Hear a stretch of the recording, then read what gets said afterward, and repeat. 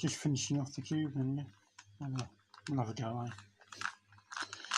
Probably, I don't do the cube very fast these days, I just can't be bothered to. So, just checking the corners. 2 corners are in, 2 I've got to swap over. I've just swapped over the 2 corners I've got to swap over, and all the corners are in the right place.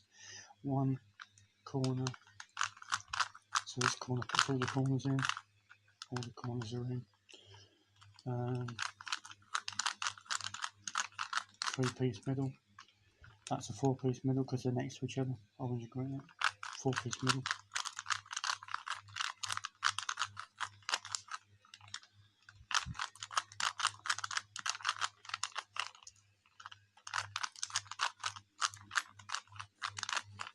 There you go, that's the 4-piece middle, 3 moves.